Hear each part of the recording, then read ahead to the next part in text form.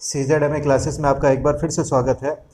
आज हम अपना अगला अध्याय करने जा रहे हैं। इस अध्याय का नाम हमारा है भारत के खनिज एवं ऊर्जा संसाधन। अभी तक हमने जनजातियों के बारे में बात कर ली है, जो हमने पहला चैप्टर किया था। तो शुरुआत करते हैं खनिज से। आखिरकार खनिज जो होते हैं वो कहाँ से प्राप्त होते हैं? तो खनिजों की जो प्राप्ति होगी वो ज़मीन के नीचे से भी प्राप्त किए जाते हैं। तो कहा यह जाता है खनन या उत्खनन, खनन या उत्खनन के द्वारा जिसे प्राप्त किया जाए वो खनिज कहलाता है। अब सवाल ये उठता है कि उत्खनन का मतलब क्या है, उत्खनन का उत्तर क्या होता है, उत्खनन का मीन्स क्या होता है? इसका मतलब होता है उत्खनन का ऊपरी परत की खुदाई, ऊपरी परत की खुदाई। आप जानते हैं बहुत सारी परतें होती हैं। अगर हम पृथ्वी की बात करें तो इसकी ऊपरी परत की खुदाई को हम लोग क्या कहेंगे? उत्खनन कहेंगे। और फिर तो खनन क्या रहा, खनन को भी जान लेते हैं। खनन अगर आप कर रहे हैं तो इसका मतलब है कि गहराई आपकी बढ़ गई है, ज़्यादा गहराई होगी, ज़्यादा गहराई होने पर हम लोग इसे कह देते हैं क्या? खनन कह देते हैं। अगर ऊपरी परत की आपको खुदाई करनी है और आप खुदाई कर रहे हैं तो उत्खनन हो गया, और खनन होता है ज़्यादा गहराई के साथ खुदाई करना। अब खनिजों का वर्गीकरण देख लेते हैं। आखिरकार खनिज कितने प्रकार के होते हैं? तो सबसे पहले हम लोग बात करेंगे धात्विक खनिज की, धात्विक खनिज। दूसरा आपका हो गया अधात्विक, जो धातु का गुण न रखती हो वो अधात्विक है। तीसरा आपका हो गया अणुशक्ति के खनिज, अणुशक्ति के आधार पर। चौथे आपके हो गए जीवाश्म ईंधन, जीवाश्म ईंधन। तो इनको आपको पढ़ना पड़ेगा एक एक करके। तो सबसे पहले हम लोग बात करेंगे धात्विक खनिज की। इसके अंतर्गत कौन कौन आता है उनको हम लोग जान लेंगे। तो धात्विक खनिज में सबसे पहले हम लोग लिखेंगे धात्विक खनिज को।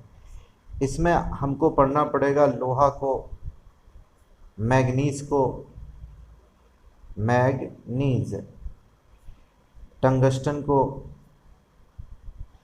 टंगस्टन के बाद तांबा, बहुत सारे होते हैं आप लिखते जाइए। अगला है सीसा, जस्ता, जस्ता के बाद आपका है बॉक्साइट, बॉक्साइड। इसके बाद आपका है सोना, फिर है आपका चांदी। इसके बाद है वाइराइट, वाइराइट। इसके बाद आपका हो गया मैग्नेसाइट। इसके बाद है सिलमेनाइट, सिलमेनाइट। इसके बाद है टिन, सिलमेनाइट के साथ साथ में हम लोग लिख सकते हैं इल्मेनाइट। और बहुत सारे होते हैं। इनमें से जो भी महत्वपूर्ण होता है उसको हम कर लेंगे। तो आप सभी जानते हैं लोहे के बारे में पूछा जाता है, मैग्नीज के बारे में पूछा जाता है, चांदी भी पूछ ली जाती, तांबा के बारे में पूछ लिया जाएगा। क्या क्या पूछा जाता है, कहाँ से प्राप्त होता है, कहाँ कितने भंडार हैं, लोहे के कितने भंडार हैं अपने देश में, कहाँ कहाँ मुख्य रूप से पाया जाता है। तो ये सब बातें एग्ज़ाम में पूछी जाती हैं। तो सबसे पहले हम लोहे की बात करेंगे। स्टार्ट करते हैं लौह अयस्क से।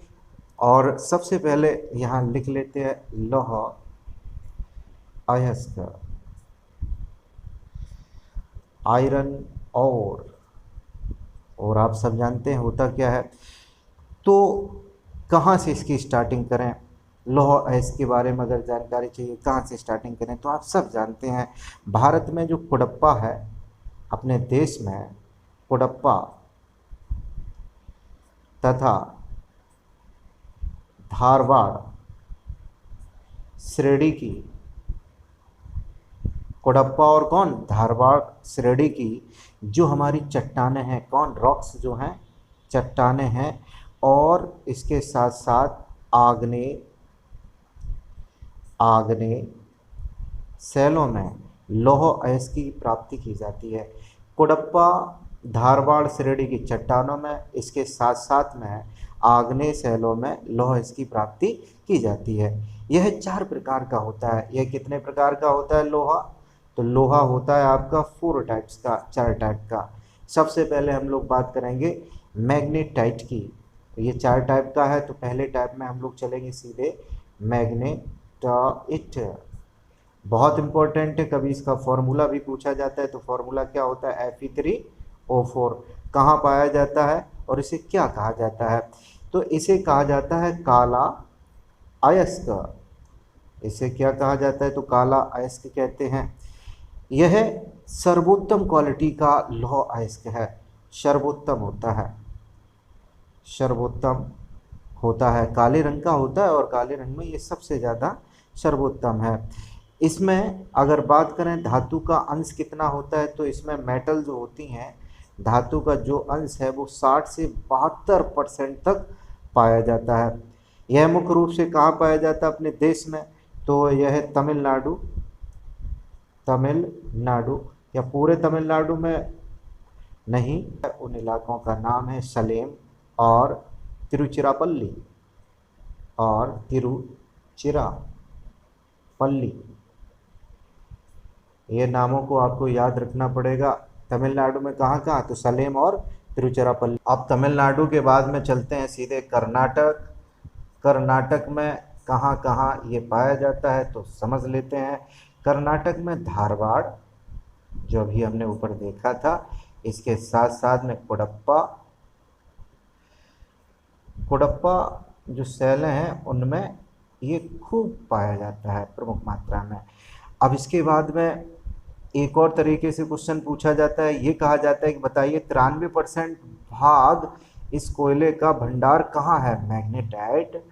मैग्नेटाइट अगर लोहे की अगर बात करें तो मैग्नेटाइट लोहे का 93% भाग, 93% जो भंडार है मैग्नेटाइट का, वो भारत के किन किन राज्यों में पाया जाता है? तो हम जान लेंगे। भारत के गोवा, कर्नाटक, केरल, तमिलनाडु, तमिलनाडु, आंध्र प्रदेश में 93% लगभग पाया जाता है।